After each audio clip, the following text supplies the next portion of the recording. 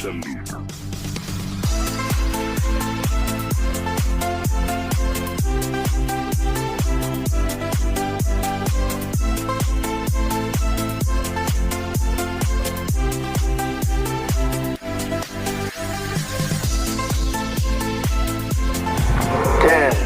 Nine, 8, 7, 6, 5, 4, 3, 2, 1.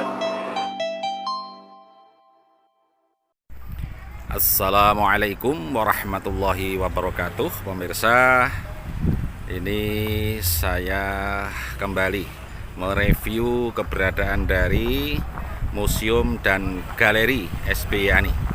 Saya mulai dari pintu gerbang masuk menuju ke lokasi.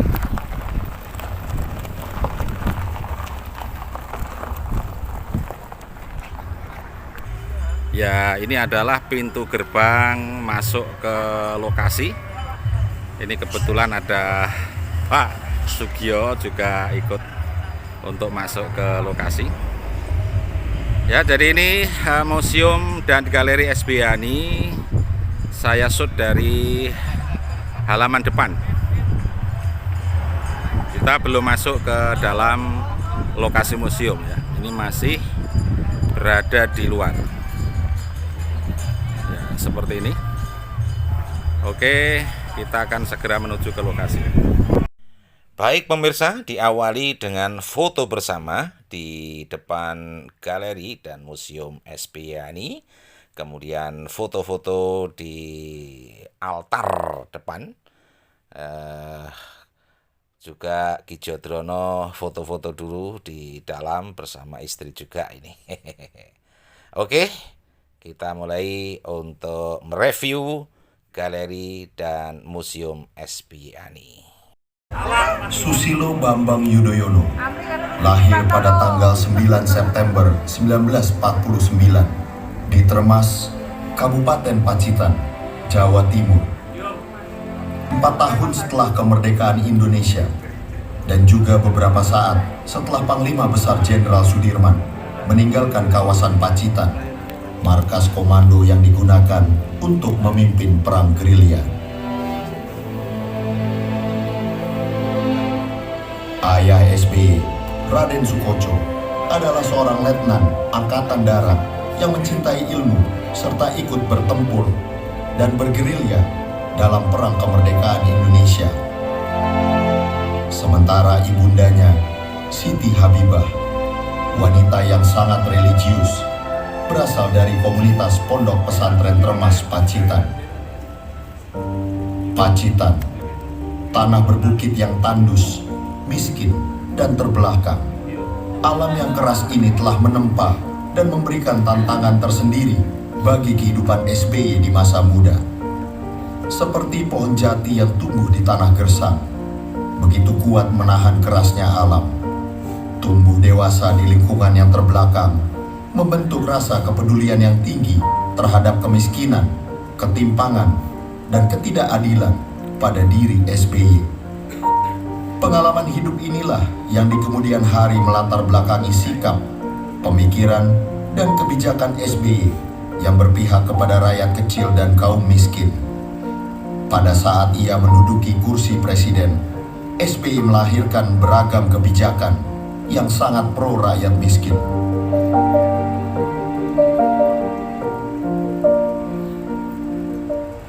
Awal tahun 1970, di usianya yang ke-20, dengan hati yang teguh, SBY memasuki Akademi Angkatan Bersenjata Republik Indonesia, AKABRI, di Magelang untuk mewujudkan cita-cita pertamanya. Di Kawah Chandra dibuka Lembah Tidar inilah, SBY ditempa menjadi the real man, sebuah modal penting yang kelak membekali dan menghantarkannya pada jalan perjuangan yang tak pernah lunak. Di Akademi Militer berkelas dunia ini pula lah, SBY akhirnya ditakdirkan oleh sejarah untuk meraih prestasi yang gemilang. Pada tahun 1973, SBY lulus AKABRI dengan penghargaan Adi Makayasa sebagai lulusan terbaik. Momen sejarah inilah yang membuat SBY memiliki semangat, keyakinan diri, dan cita-cita yang besar untuk meraih sukses di masa depan. Bayang-bayang dan psikologi anak desa dari Pacitan yang terbelakang dan penuh dengan kekurangan sirna sudah. SBY berubah menjadi pemuda yang optimis dan berani melawan tantangan.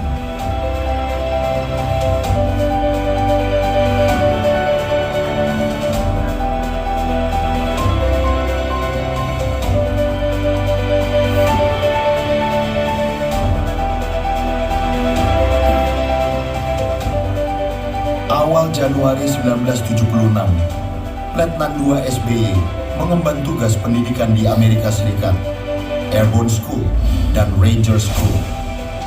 Pendidikan bergengsi, namun juga yang terkeras di Angkatan Darat Amerika. Pendidikan bagi pasukan khusus Amerika itu kemudian semakin hari semakin lengkap. Pada tahun 1983, SBY mengikuti pendidikan infanteri lanjutan dan juga mengikuti pendidikan Jungle Warfare School di Panama, yang kesemuanya menjadikan SBY sebagai perwira profesional dan berpengaruh positif bagi pengembangan karir militer SBY selanjutnya.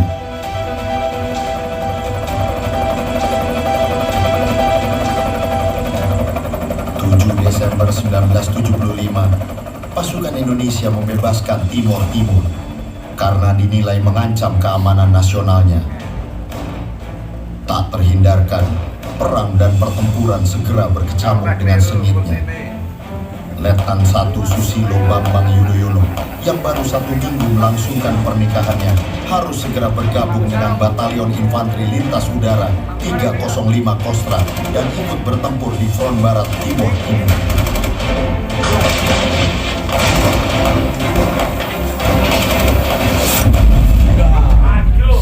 Inilah ujian pertama yang dihadapi Kristiani Herawati atau yang kini akrab dengan sapaan Ani Yudhoyono, yang tak sempat menikmati bulan madu dalam masa awal pernikahannya.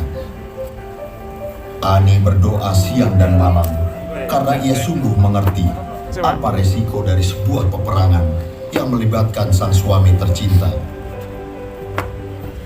Setelah melaksanakan tugas operasi di Timor Timur selama 13 bulan, SBY kembali berdinas di jajaran Brigade Infanteri Lintas Udara 17 Kujang 1 Kostra. Di satuan elit inilah, SBY ditempa dan dibesarkan sebagai perwira infanteri Angkatan Darat. Ani pun belajar dan menyesuaikan diri dengan kehidupan prajurit di tangsi militer, yang tentunya jauh dari kemudahan, apalagi kemewahan. Ani kerap pula ditinggal sang suami, yang mengikuti kembali tugas operasi di Timor Timur maupun penugasan lain, baik di dalam maupun di luar negeri. Dalam rentang waktu inilah, pada tanggal 10 Agustus 1978, lahir anak pertama, Agus Harimurti Yudhoyono, di Dayakolot, Bandung.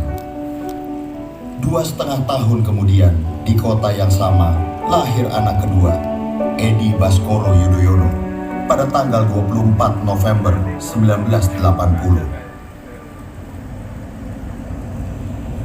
Meskipun sudah 2 kali bertugas di daerah operasi Timor Timur, pertama sebagai komandan peleton bersama Yonif 305 Kostrat, dan kedua sebagai komandan kompi bersama Yonif 330 Kostrat, SBY bertugas kembali ke Timor Timur. Kali ini, SBY justru menjadi komandan Batalion 744 yang berdomisili di Dili. Jika dulu dia bertugas dengan meninggalkan anak istri di Bandung, kali ini Ani, Agus, dan Ibas harus ikut diboyong ke Timor Timur. Dalam rentang waktu hampir 3 tahun inilah, SBY dan keluarganya menghadapi tantangan yang cukup berat. SBY sendiri lebih dari 70% waktunya harus bergerak di medan Timor Timur untuk bertempur. Sementara keluarganya harus tinggal di Dili. Situasi ini membuat hati SBY lebih berat, karena di samping harus menghadapi musuh di hutan dan di gunung, dia juga memikirkan bagaimana keselamatan keluarganya. Tetapi bagi Ani tantangannya lain. Pertama, dia harus mengasuh Agus dan Ibas, dan mengawasi sekolahnya. Kedua, ia harus mendampingi dan membina keluarga prajurit, di mana para suaminya juga bertempur di hutan bersama SBY. Dan ketiga, ia harus kuat dan berani menghadapi teror para clandestin di Dili yang mengancam keselamatannya. Dalam catatan sejarah, ternyata SBY adalah perwira militer yang kaya pengalaman di medan pertempuran, khususnya di Timor Timur. Hampir 5 tahun dia mengemban tugas negara dengan resiko yang paling tinggi. Ternyata memori SBY mengemban tugas negara di Timor Timur membuat SBY memiliki ikatan kuat dengan tanah dan bangsa ini. Sejarah menakdirkan kemudian SBY memiliki peran sangat penting dalam membangun hubungan kuat antara kedua negara, Indonesia dan Timor Leste.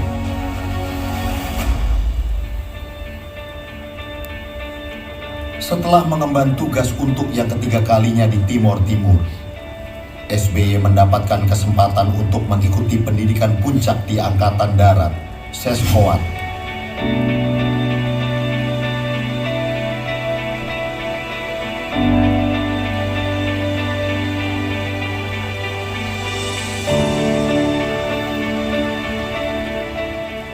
Setelah lulus pendidikan Seskoat, SBY mendapatkan kepercayaan untuk menjadi dosen di lembaga prestisius itu.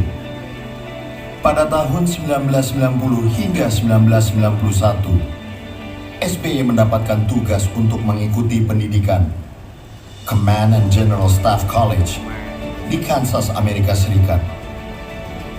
Meskipun ini adalah pendidikan militer kelima yang diikuti SBY di negeri adidaya itu, SBY menggunakannya untuk lebih mengembangkan wawasan internasional dan sekaligus pengetahuan tentang strategi dan taktik peperangan modern. Tahun 1990-1991 bagi keluarga SBY adalah benar-benar tahun pendidikan. SBY sendiri di samping mengikuti Seskoat komparatif, juga mengambil program master di Webster University. Ani mengikuti pendidikan Community College di kota Kansas, sedangkan Agus dan Ibas mengikuti elementary school di kota Leavenworth.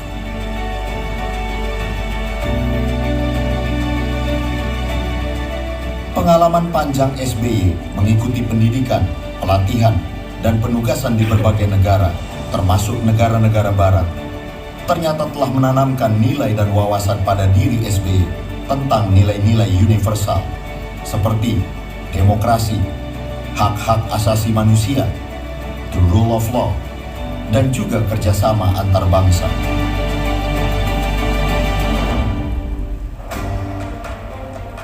Setelah menjelajahi berbagai daerah penugasan, SBY kembali bertugas di jajaran Kostrad, dan kali ini menjabat Komandan Brigade Infanteri Lintas Udara 17 Kujang 1 Kostrad.